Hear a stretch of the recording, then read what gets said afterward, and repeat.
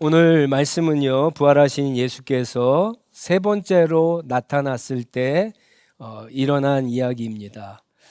우리가 흔히 요한복음 21장을 베드로의 회복, 베드로에게 사명을 주시는 이야기다라고 했는데, 이 이야기는 구약 성경 열왕기상 19장에 나오는 그 위대한 엘리야 선지자 얘기를 회복시키시고 사명을 주는 이야기와 같습니다.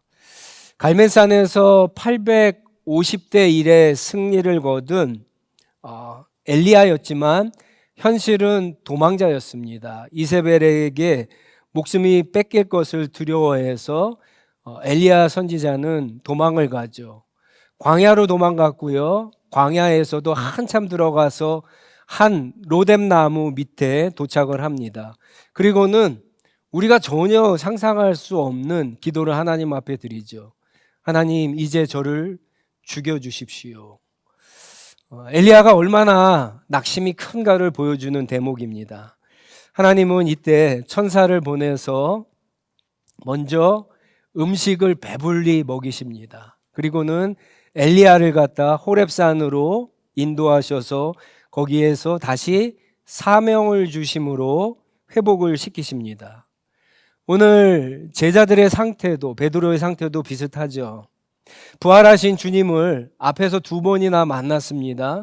그런데도 여전히 예수님을 놔두고 도망간 것 때문에, 예수님을 3번이나 부인하고 배신한 것 때문에 죄책감으로 마음이 굉장히 무거웠습니다. 예수님은 제자들을 갈릴리로 부르셨어요. 그리고 아침을 차려주신 후에 사명을 주심으로 회복시키십니다.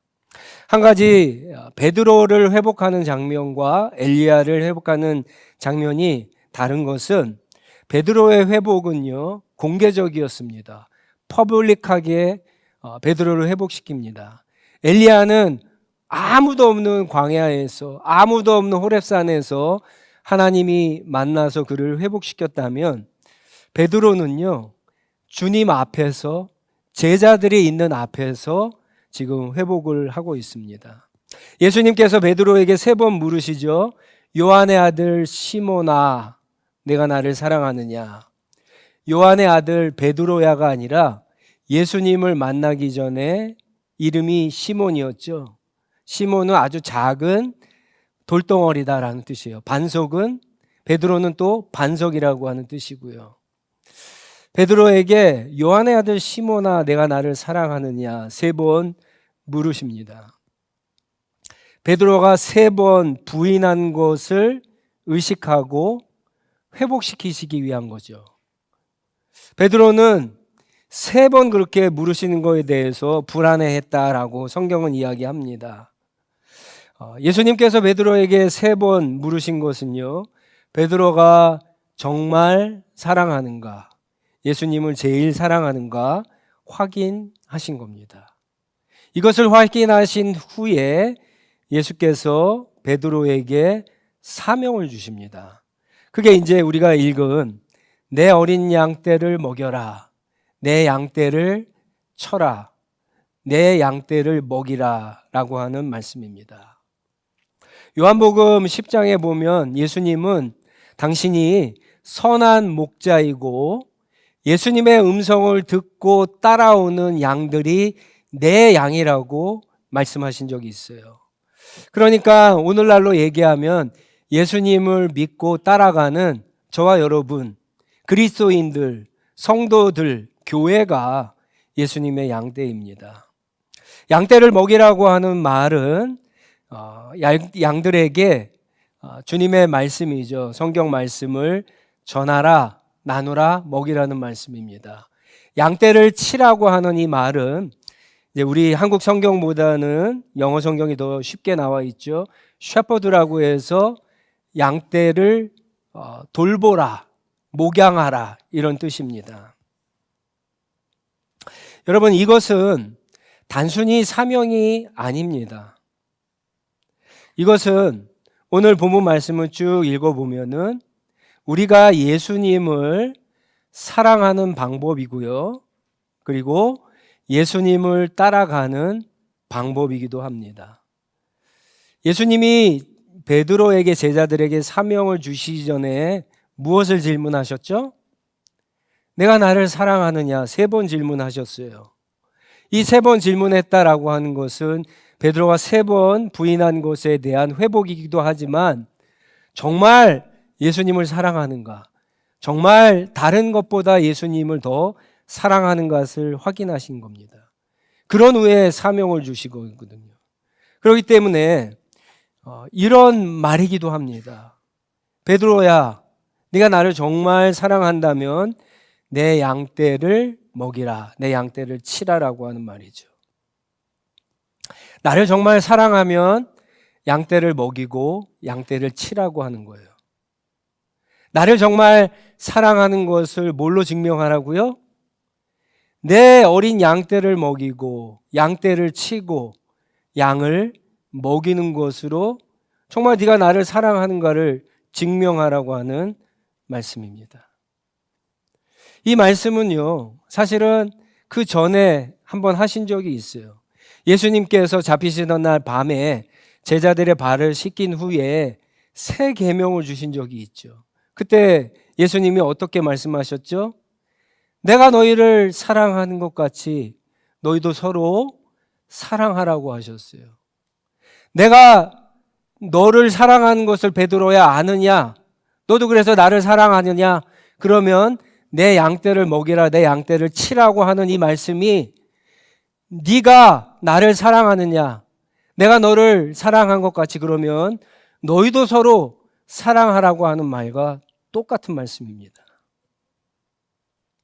이거는 제자들에게 베드로에게 주신 사명이기도 하지만 정말 예수님을 사랑하는 것을 증명하는 방법이기도 하고요. 그 뒤에 나오기도 하지만 새 계명을 지키는 방법이기도 하고 예수님을 끝까지 따라가는 방법이기도 합니다. 사명을 주신 후에 18절에 보시면 베드로가 어떠한 죽음으로 하나님께 영광을 돌릴 것인가 예언을 하시죠. 그리고는 예수께서 나를 따르라고 명령을 합니다. 19절에 보시면 나오죠? 19절에 보시면 나를 따르라고 명령합니다. 이 말씀이 헬라어 문법으로는 현재 명령형으로 되어 있습니다. 내가 지금 너에게 말한 이 순간부터 나를 따라오라고 하는 말씀이에요. 예수님께서 18절에 베드로가 나중에 어떠한 죽음으로 하나님께 영광을 돌릴 것인가를 말씀하셨죠. 그래서 이 말씀을 종합하면은 베드로야, 너는 나를 사랑하니까 내 양을 치고 내 양을 먹이면서 끝까지 나를 따라오면은 너가 나중에 하나님께 영광을 돌릴 수 있을 것이다. 이 말씀을 하시는 겁니다. 베드로는 예수님이 그 말씀을 하셨을 때 옆에 있던 요한이 궁금했어요. 그래서 예수님, 요한은 어떻게 됩니까? 묻습니다. 했더니 예수님이 요한이 무엇을 하든, 요한이 어떤 일을 하든 상관하지 말고 여러분 22절을 보세요. 또다시 얘기하죠. 너는 나를 따르라. 너는 나를 따르라.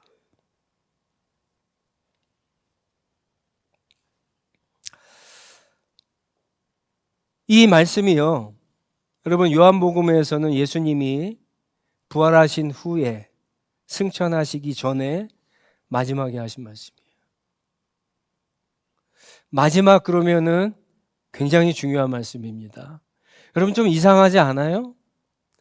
마태는요, 마지막에 예수님께서 하신 말씀을 뭐라 그럽니까? 지상대 사명이죠. 너희는 나가서 아버지와 아들과 성령의 이름으로 세례를 주고 제자를 삼으라. 이 명령을 주시거든. 이게 마지막이에요. 부활하신 예수님께서 승천하기 전에 마태는요, 그 말씀을 적었어요. 근데 요한복음에는요, 좀 다릅니다. 만약에 요한복음에는 부활하신 후에 한 7가지 말씀이 나오는데, 만약에 내 양떼를 먹이라, 내 양떼를 치라고 하는 이 말씀이 마지막이었으면 우리는 마태와 마가와 누가와 요한이 동일하게 예수님이 승천하시기 전에 아주 중요한 사명을 주셨구나라고 이해할 수 있어요. 그런데 요한은 놀랍게도 마지막 말씀을 나를 따르라라고 하는 이 말씀을 2번이나 하십니다. 굉장히 중요한 말씀입니다. 요한이 지금 이야기하는 것은 이런 말씀이에요. 지금 우리가 읽은 말씀에 보면은 예수님을 사랑하는 것, 그리고 양들을 먹이고 치는 것, 사명이죠. 그리고 예수님을 따라가는 이 3가지가 맞물려 있어요. 이게 무슨 말이냐면 정리하면 이런 겁니다. 베드로에게 하시는 말씀이에요. 베드로야, 너가 정말 나를 사랑하느냐? 사랑한다면 사명을 감당함으로, 어린 양들을 먹이고 침으로 나를 사랑하는 것을 증거하라. 그리고 그것이 바로 나를 끝까지 따라오는 방법이라고 얘기하시는 거예요. 잘 들으세요. 베드로야, 너가 나를 정말 사랑하느냐? 나를 사랑한다면 내 양들을 먹이고 내 양들을 쳐라. 내 양들에게 내 말씀을 나누고 전하라. 그래서 이 양들을 영적으로 돌보아라. 그렇게 함으로 나를 끝까지 따라오라고 하는 말씀이에요. 여러분, 이 뉘앙스를 아시겠어요? 우리가 예수님을 사랑하지 못하면 어린 양들을 먹이거나 어린 양들을 혹은 영적으로 돌보는 것이 불가능한 거예요. 우리가 어린 양들을 먹이거나 돌보거나 양들에게 복음을 전하는 것, 말씀을 나누는 것이 못하면은 어떻게 해요? 예수님을 끝까지 따라갈 수 있다, 없다? 없다라고 하는 거예요. 없다라고 하는 거예요. 여러분, 오늘날 교회 안에는요, 3부류의 사람들이 있어요. 첫 번째는요, 예수님을 만나는 것을 목적으로 하고 그것을 만족하는 사람들이 있습니다. 이 첫 번째 부류입니다. 두 번째는요, 예수님을 믿는 것, 예수님을 따라가는 것과 예수님이 주신 사명을 감당하는 것을 따로따로라고 생각하는 사람이 있어요. 그리고 마지막은 예수님을 따라가는데 예수님이 말씀하신 것처럼 사명을 잘 감당해야 예수님을 따라가는 것이라고 생각하고 진짜 예수님의 제자로 살아가는 사람들이 있습니다. 자, 여러분들은 어떤 부류세요? 어디에 가깝습니까? 첫 번째 부류는요, 예수님을 만나는 것에 만족하는 사람들인데, 이 사람들은 한마디로 얘기하면 마치 스포츠 팬과 같습니다. 스포츠에 열광하는 사람들과 같습니다. 제가 축구를 좋아하는 것은 여러분들이 잘 아실 거예요. 제가 스포츠 중에 축구를 가장 좋아합니다. 그래서 가끔 손흥민이 있었을 때 EPL을 봤거든요. 프리미어 리그를 보다가 지금 뭐 잘 보지 않습니다. 프리미어 리그를 보면은요, 제가 그걸 보면서 느낀 건데, 오늘날 스포츠는요, 한마디로 종교예요. 프리미어 리그는 세계에서 최고의 리그거든요. 그런데 거기에 팬들의 이 충성심은요, 우리들의 신앙을 뛰어넘습니다. 일주일 동안 열심히 일해죠. 그래서 이 사람들이 시즌 패스를 사요. 여러분, 시즌 패스가 얼마인지 아세요? 프리미어리그에 30개 구단이 있으면 그 구단마다 다 다릅니다. 그런데 가장 인기 있는 구단, 예를 들어서 아스날 같은 구단은요, 1년 시즌 패스가 그래도 좀 좋은 자리에서 보려면 한 캐네디언 돈으로 한 6,000불 정도 합니다. 비싸죠. 그것도 원정 경기를 빼고 홈 경기 한 17경기인가 19경기인가 그거 보는데 그런 거예요. 한 경기에 거의 300불에서 한 400불 사이 내고 보는 거예요. 그것뿐만이 아니죠. 이 충성심, 신앙심이 강한 사람들은요, 원정 경기도 갑니다. 휴가를 내서도 가요. 그래서 가면 또 어떻게 합니까? 비행기 예약해야 되죠. 부지런하지 않으면 못 합니다. 호텔 예약해야 되죠. 그리고 또 열심히 보기 위해서 컨디션 조절하려고 하루 전에 가요. 그리고 보고 나서 오는 거예요. 그리고 월요일부터 회사 가는 거예요. 그래, 이해가 되지 않죠. 이 사람들의 삶이 거기에 다 맞춰져 있어요. 자기가 좋아하는 팀의 모든 선수들의 어떤 특징, 실력, 전적, 골, 도움, 기록을 다 꿰뚫고 있어요. 프리미어리그 선수들은 한 사람 한 사람이 다 응원가가 있거든요. 응원가를 다 알아요. 이 전광판에 뭐 응원가가 나오는 게 아니에요. 다 알아갖고 부르는 거예요. 좋아하는 선수가 골이라도 넣으면요, 난리가 납니다. 자, 그런데 경기가 끝나면 어떻게 될까요? 그냥 일상으로 돌아가는 거예요. 집으로 돌아가는 거예요. 끝이에요. 그리고 그 다음 경기를 또 보기 위해서 열심히 일하는 거예요. 여러분, 우리의 모습과 비슷하지 않습니까? 우리도 예수님을 좋아하죠. 예수님에 대해서 많이 알죠. 그래서 이렇게 주일날 나와서 예배를 드리는데 얼마나 열정적으로 예배를 드립니까?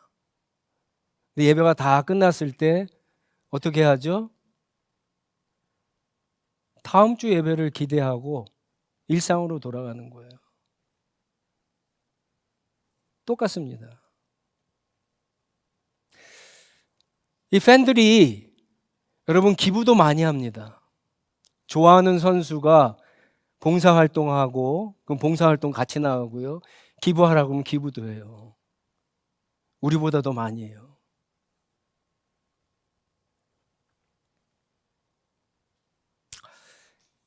예수님은 우리에게 한 번도 당신을 좋아하고 열광하는 그런 팬이 되라고 하신 적이 없어요.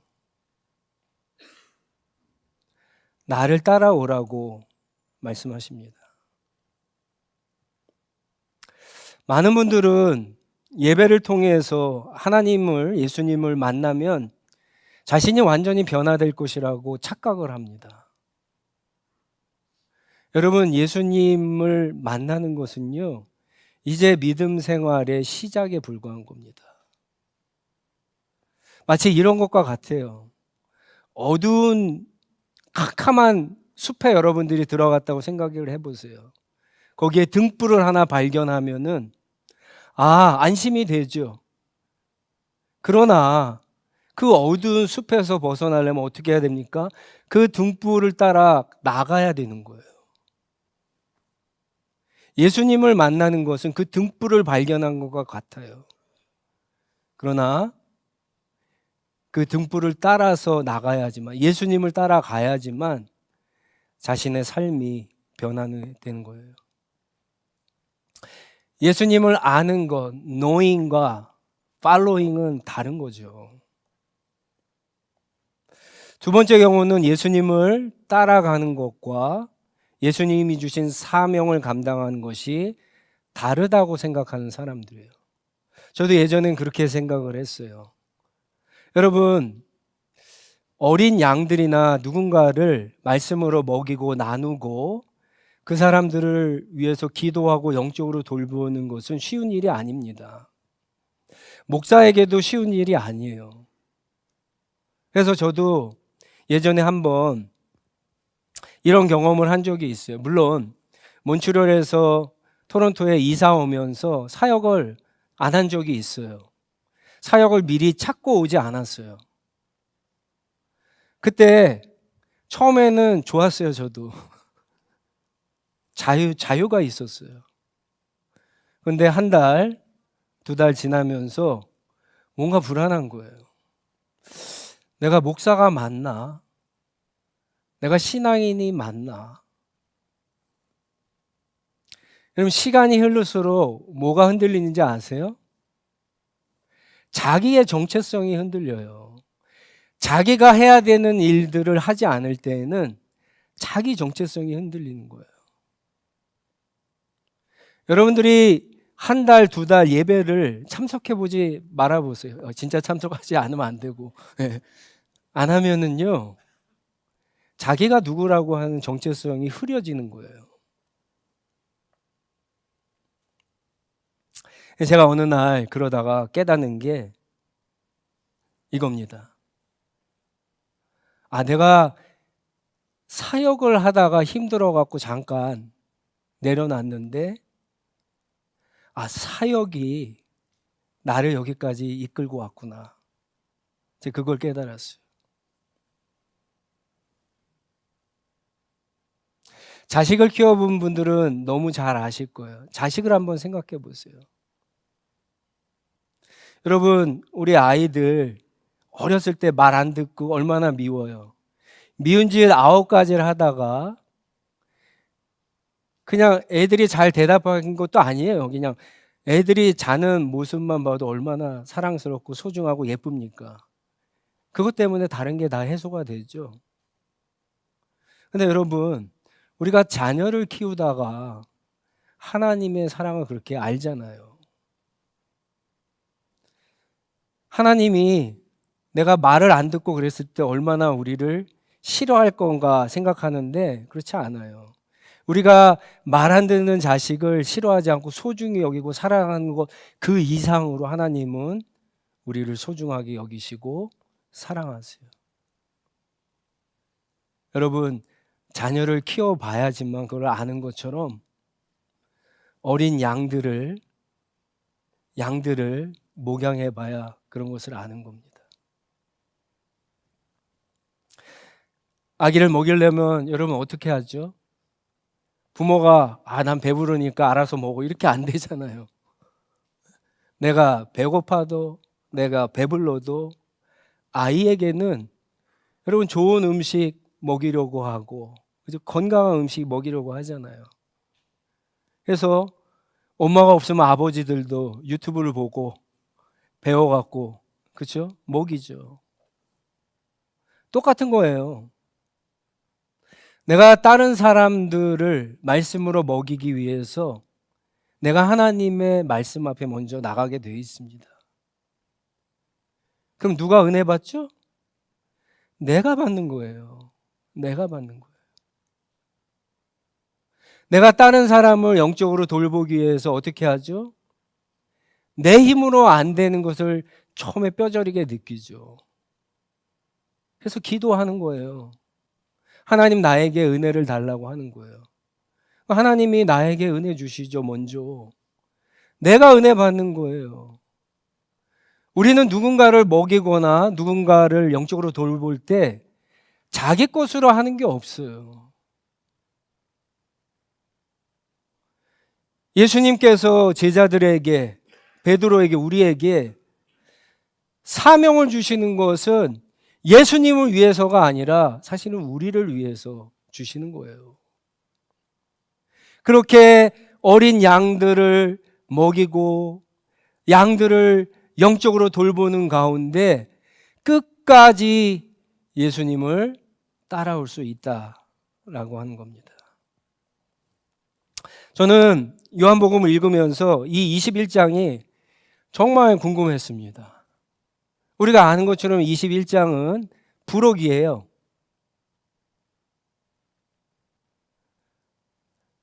에필로그예요. 20장 31절에 보면 요한복음이 끝나야 맞아요. 근데 왜 요한이 이것을 기록했을까?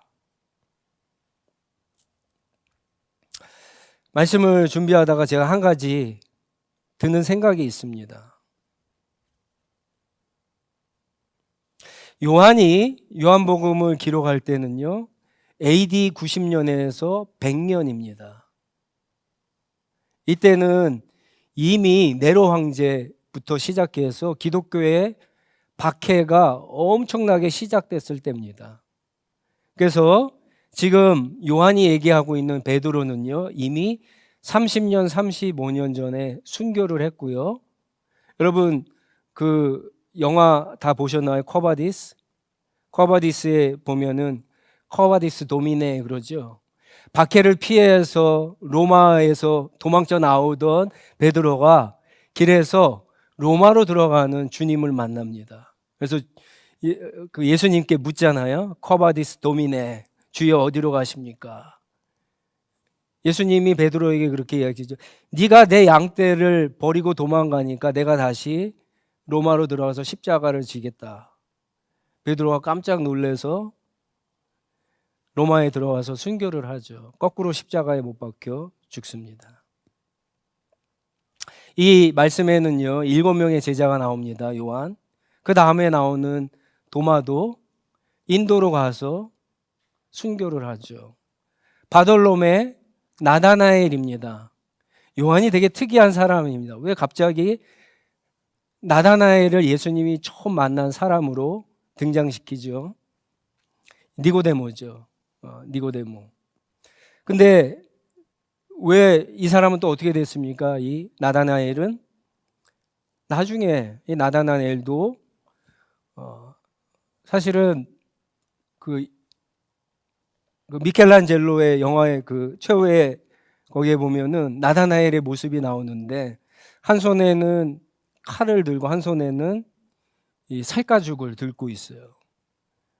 이 나다나엘은 나중에 아르메니아인가에 가서 이 살이 도려내는 그런 순교를 당하고 나중에 십자가에 죽게 됩니다. 야고보도 헤롯에게 죽죠. 사도행전에 보면. 요한은요, 수많은 사람들이 배교를 하면서 예수님을 끝까지 따라가지 못하는 보면서 물론 끝까지 따라간 사람도 있었어요. 이 제자들을 떠올렸던 거예요. 자기보다 예수님의 말씀대로 끝까지 예수님을 쫓아갔던 사람들. 베드로의 예언도 생각이 났겠죠. 여러분, 그러면서 이 이야기를 하면서 가장 마지막에 예수님이 하신 말씀, 바로 이 두 가지를 얘기하는 겁니다. 내 어린 양을 먹이라. 내 양을 치라. 내 양을 먹이라. 그리고 나를 따르라. 사명과 우리가 예수님을 따라가는 것은 다르지 않습니다.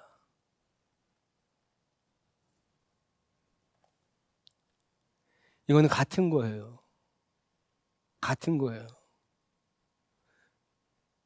우리가 목양하지 않고 양들을 먹이지 않고는요, 예수님을 따라갈 수 없습니다.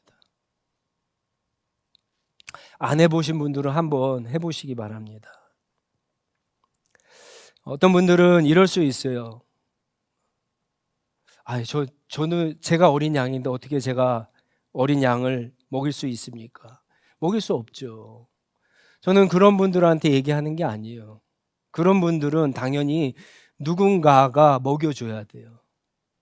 누군가가 도와줘야 됩니다. 교회 안에는 분명히 그런 사람들이 있어요. 그러나 어느 정도 시간이 지나면 양들은요, 아무리 어려도 또 다른 양을 먹일 수 있습니다.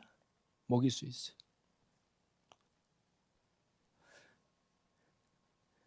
저희 둘째랑 셋째가 18개월 차이가 나거든요.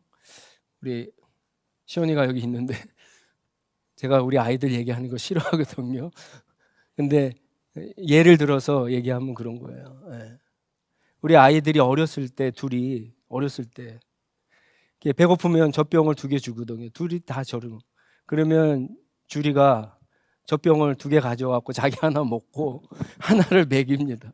시연이는 들 수도 없으니까. 아무리 어려도요, 먹일 수 있어요. 교회 안에 어린 양들만 있으면 어떡하겠어요? 울음소리밖에 안 들려요. 시끄러운 거예요. 자란 양도 막 울어요. 시끄러운 거예요. 교회는 어린 양들이 당연히 있어야 되고요. 그 양을 먹이고 돌보는 양들이 있어야 돼요. 그리고 또 새로운 생명을 잉태하는 양들이 있어야 건강한 교회입니다.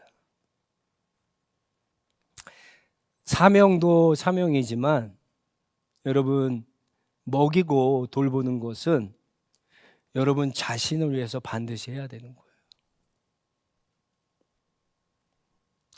우리 다 같이 일어나셔서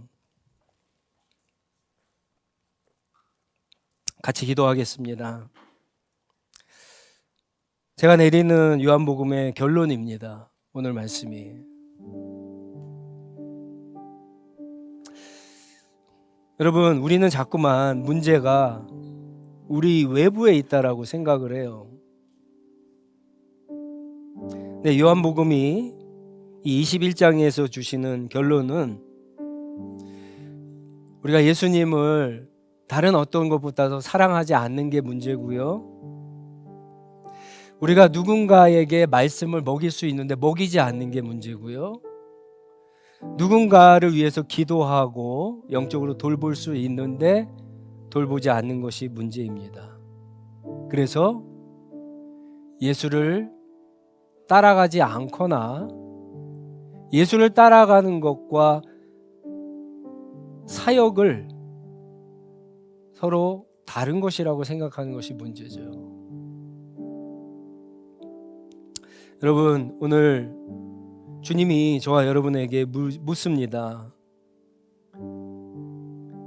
내가 나를 사랑하느냐? 내가 나를 사랑하느냐? 내가 나를 사랑하느냐? 그러면 내 양들을 먹이고 돌보며 나를 따라오라. 여러분, 한번 그렇게 해보세요. 우리가 연초 시작하면서 한 영혼을 마음에 품고 기도하고 있죠. 그게 여러분의 자녀일 수도 있어요. 자녀들도 안 먹이면 어떡해요, 말씀을. 자녀들을 위해서 기도도 안 하면 어떡해요. 자녀가 다 장성하고 그런 분들은 괜찮습니다. 그런 분들은 교회 안에 눈을 돌리면 어린 양들, 내가 비록 별거 아니지만 나의 말 한마디, 나의 기도, 이게 필요한 사람들이 여러분 눈에 안 보이세요? 보이잖아요. 우리 한번 주님 앞에 그런 결단을 하며 기도했으면 좋겠습니다. 여러분 자신을 위해서 하세요. 여러분 자신을 위해서 내가 먼저 먹고 먹이겠습니다. 내가 먼저 기도하고 영적으로 돌보겠습니다. 그럼 한번 그렇게 기도하며 주님 앞에 은혜를 구하며 나가도록 하겠습니다. 다 같이 기도하겠습니다.